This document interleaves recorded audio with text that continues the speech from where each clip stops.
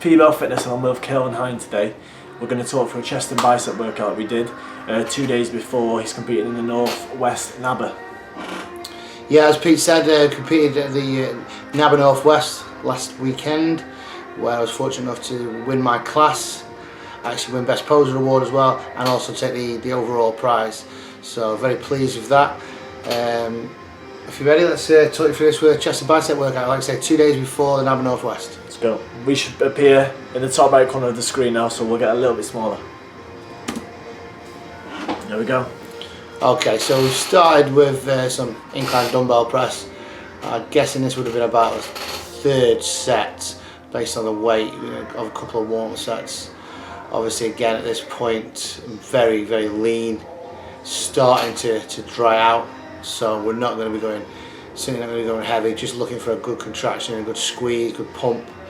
So as you can see, me and Pete there, opening our elbows up to the widest point, and then coming back, twisting the dumbbells back in, so we're getting the most amount of movement from the elbow outwards into the most amount of pec involvement without trying to throw up ridiculous weights. My first set on this, my elbows were coming in too much. I wasn't stretching out the chest, so Kelvin corrected me on that, and I felt a much better contraction rather than just my shoulders getting sore. Second exercise we're on to, decline bench press.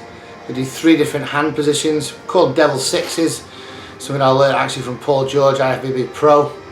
The only thing that changes in this is the hand position. The elbows are staying out at each point again to dominate the sort of pecs, dominating the movement, not the shoulders or the triceps. The only thing that's happening here is you'll see on the screen that the wrists first set are slightly outside the line of the elbows, and the second set they're in line with the elbows as standard grip, and then they're slightly inside. But if you actually watch the elbow position on all 3 points, it's exactly the same.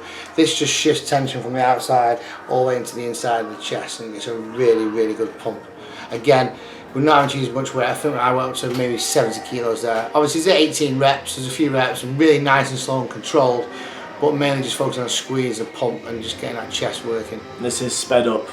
This is an actual speed. We just didn't want to go through every single set at the normal pace. Yeah, you see the first 6 reps of my first set was actual speed that I was using, which was 2 seconds up, 2 seconds down sort of repetition speed. Did you find that? Kept my elbows in on that one as well at first, so I got corrected. Yeah. Kept my elbows wide. We've got Herman here, who's actually been my training partner for about the last 18 months. He has been training for years and years, but again, he was a big guy, throwing a lot of weight around. I've worked with him over that period to really incorporate him feeling it a lot more, and it's worked a lot better since he started to feel and squeeze the muscles. And he's actually coming to it with me to the World Championships in Cyprus in a couple of weeks. Next we move on to the incline cable fly. It's one of my favourite exercises, gets the upper inner chest. It's often an area that people lack in.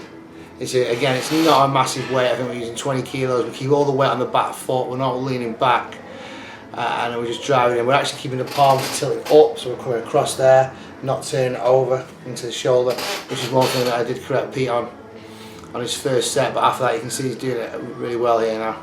Big difference when you put your palms up. Yeah, I didn't you can see he's shoving realise. straight away. I used to bring my hands in, and I thought that was making you because you do flies like that, but no, with this one, bring your palms up, you get a much better contraction at the top of the chest. You don't want to turn the shoulder over into this position, we're keeping it down, so it actually comes in from here. This is where we're trying to work up it in the chest, which is somewhat an accident. You don't really get this on any other exercise. Now we're going to go on to cable flies from the top. I came out there, I didn't go in. Yeah, so again, we're trying to hit a lower chest here now, so we're going to keep it tight to the body and hit a lower chest. It's completely opposite. We're always trying to hit a specific area of the chest, a specific area of the muscle, feel it in a certain way. There's always a reason for everything. As I said to Herman actually on one of the latest sets we do on biceps, that you're trying to lift too much weight. There's a reason why there's a lighter weight being used because of the position that we're in. And on this one, we're actually kneeling down to avoid you see a lot of people throwing loads of weight on these cables, leaning our body weight in and using our body weight as momentum to drive it through. On this, sit up straight, you can't move anything else. You get a good view here now of the detail coming in from the chest. I'm trying to keep myself upright. I lean into it a little bit, but you can see there's no real weight in there. All the weight's going down from my knees. I'm not allowing my weight to push forward and drive me forward, which is just giving me a false weight on the stack. The chest is not doing the work. Is that you or me? I think that might be you in your dreams. Yeah, so again, nice slow squeezing of the muscles, especially when towards the competition. I'm just trying to really just get that really extra little bit of detail in. Obviously you're not going to get that unless your body fat's sufficiently low, but what we're doing now is just trying to pump out that extra little bit of detail. We're sitting there trying to go heavy. Again, this has been sped up. This is press ups from 2 benches, going right real deep to get a real good stretch into the motion, and then just a little bit of posing at the end. Vanity purposes, but also again it is good to squeeze the muscles and bring out that detail in the muscles, get used to posing. Okay, we've got a big guy now, Herman, coming in. Again, it's just, you can see the form's just a little bit looser, a little bit faster. This isn't sped up, this one. No, this is normal period. Even if you can tell when it's Yeah. normal speed. So I'm just encouraging him there now to try and squeeze it as I walk behind him there. You can see again he's got good vascularity there. He's nice and lean, you know, as you'd expect. Again here, going a little bit too fast. Although that is sped up, you can see the elbows are a bit more tucked in, and so he's not getting the chest involvement quite the same as the run. Okay, so we're going to move on to the biceps then now. So we're doing these with the shoulders pulled back. In order to get a full stretch into the bicep, the actual anterior deltoid needs to be forced backwards to get a full stretch on the bicep. That's the only way we can get a full range of motion. So we're pinning that back there, and then just a nice concentrated movement there. So there's no swinging at all whatsoever. So the shoulders are pinned right back here, and then we're coming up, and there's no movement of the elbow there. You see a little bit of movement there from the elbow with Herman as well. Again, just trying to push out sometimes a little bit too much more weight, trying to do it a little bit too fast. Nasty arms. He's got great arms, you know, he's much bigger arms than me, but potentially, if you'd have seen him 18 months ago, he just had a lot of mass and not really muscle quality to it, and that's what we've been able to do. Now this is another one. This is again a full contraction of the bicep. Most people would think it was just up into this sort of area here, but in order to get a full contraction, we actually need to bring the elbow up there, bring the shoulder into contraction. So that, again, there's not a lot of weight there used, and we're killing that right now. See, Pete's doing there, putting it to the forearm. You can see there's not as much bicep involvement. Once you start to bring it over the head, it gets a really deep contraction into the muscle, and it does feel quite a lot different. Again, it's not a lot of weight being used. Now in the off season, we will throw a few more dumbbells around. We will go a bit heavier. We'll increase the speed a little bit. We do vary the way we work out, but it's just a great way to show you training right close to a competition. It's a good shot, this one. And also just different ways that we can get a little bit extra from certain exercises.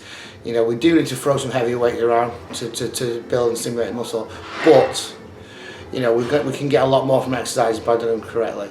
This is just a free weight exercise, similar to what we did basically on the biceps, where we just do 3 different positions. Again, the elbows are roughly staying in line. We're just moving the wrists out slightly inside, in line, and then outside.